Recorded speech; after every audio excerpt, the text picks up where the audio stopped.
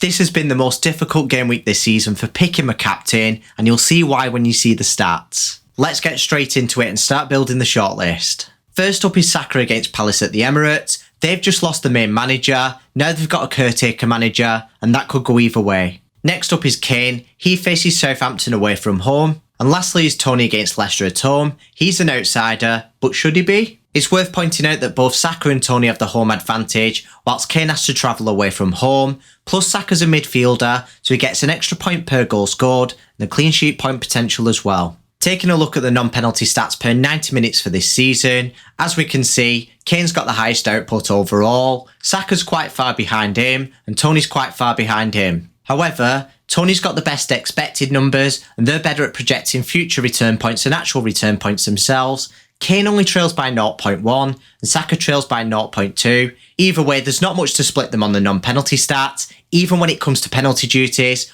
all three players are the dedicated penalty takers for their respective clubs, so they're not split on that either. At a glance, it does look like there's not much to split the three players on the free kicks and corners, but there actually is. Not much though. Saka takes in direct free kicks and corners, but not direct free kicks. And on the other hand, you've got Kane and Tony who both take direct free kicks, but not indirect free kicks or corners. I do slightly prefer the direct free kicks because you get more points for a goal than you do for an assist. Now let's take a look at the probability of each player scoring or assisting. These odds are based on the assumption that each player plays 90 minutes. We'll take a look at the expected minutes later on in the video. It's Kane who's got the highest anytime goal scorer odds, whereas Saka's got the highest anytime assister odds, and he's got the highest anytime return odds, but that's only by a small margin, 1% ahead of Kane. He is actually 5% ahead of Tony though. It does benefit Kane that his odds are weighted heavily on goals because you get more points for a goal than you do for an assist, but Saka does get an additional 20% of the points when he scores a goal, so his weighted goal odds are higher, he's got a higher chance of assisting, his anytime weighted return odds are much higher, and he's still got a better chance of returning, but only slightly. There's a discrepancy between the odds and the points projections this game week. It's actually Tony who's got the highest points projection on Fantasy Football Fix with 6 points. The points projections are all over the place this game week. Tony's got the lowest on Fantasy Football Scouts with 4.9, where Kane's got the highest with 5.7. Saka sits consistently in the middle on both websites. There's still no standout pick. Let's keep digging. By comparing the opposition's defence, we can see that Tony's got the easiest fixture, and one thing that's not shown on the screen is the home advantage. That's something that Tony and Saka have, whereas Kane doesn't. So you could say Saka and Tony's fixtures are slightly easier than what they appear on the screen, and Kane's is slightly harder.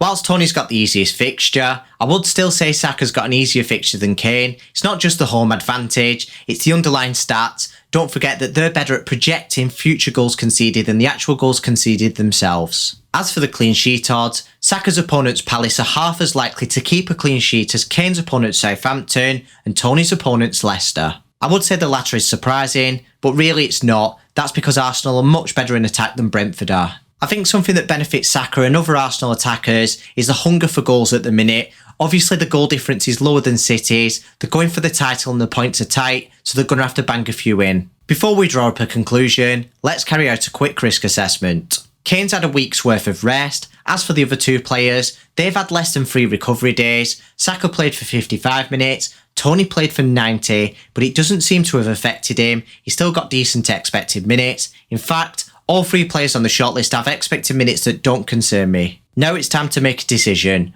Honestly, I'd captain any of these 3 players happily, but we're not going to sit on the fence because we'll get splinters. Based on what I've seen, I would just about put Tony in 3rd place, but he's not far away from 1st place at all. So I'm left with Saka and Kane. I would say it's 51% leaning towards one and 49% leaning towards the other. So if you've skipped to this point in the video, make sure you go back and take a look at the data analysis because you might very well conclude with a different player to me. The reasons that I'm about to include on the screen are the reasons why I believe Saka edges it. If you found this video informative, make sure you hit that subscribe button so you don't miss any of these videos in future.